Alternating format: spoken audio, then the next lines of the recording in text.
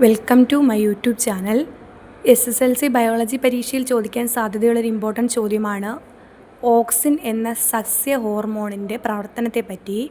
അപ്പോൾ ഓക്സിൻ എന്താണെന്നും നമുക്കതിനെപ്പറ്റി ഒന്ന് പഠിക്കുകയും ചെയ്യാം.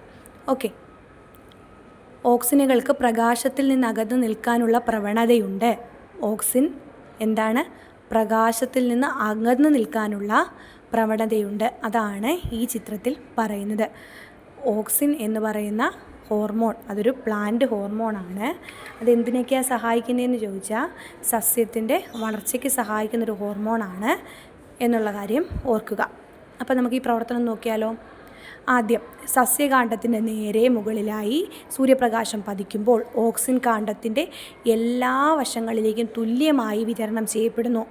സസ്യകാണ്ഡത്തിന് നേരെ മുകളിലായിട്ട് സൂര്യപ്രകാശം പതിക്കുമ്പോൾ ഓക്സിൻ കാണ്ഡത്തിൻ്റെ എല്ലാ വശങ്ങളിലേക്കും തുല്യമായി വിതരണം ചെയ്യപ്പെടും. ഓക്സിൻ തന്മാത്രയെ കണ്ടോ?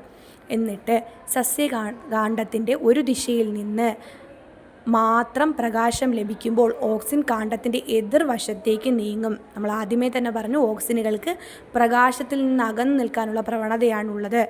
അപ്പോൾ എതിർവശത്തേക്ക് നീങ്ങുന്നു. അവിടെയുള്ള കോശങ്ങളിലെ ഹോർമോൺ റിസപ്റ്ററുമായി ഓക്സിൻ കൂട്ടിച്ചേർന്ന് ഹോർമോൺ റിസപ്റ്റർ കോംപ്ലക്സ് രൂപപ്പെടുകയും അതിൻ്റെ ഫലമായി കോശപ്രവർത്തനങ്ങളിൽ മാറ്റം വരുത്തുകയും ചെയ്യുന്നു. അതിനുശേഷം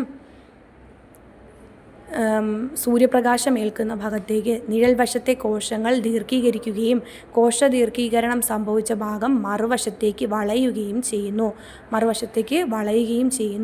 കോശദീർഘീകരണം എന്ന പ്രോസസ്സ് നടന്നിട്ട് നിഴൽ വശത്തെ കോശങ്ങൾ ദീർഘീകരിക്കുകയും കോശദീർഘീകരണം സംഭവിച്ച ഭാഗം മറുവശത്തേക്ക് വളയുകയും ചെയ്യുന്നു. ഇതാണ് ഓക്സിനുകളുടെ പ്രവർത്തനം. Okay, thank you.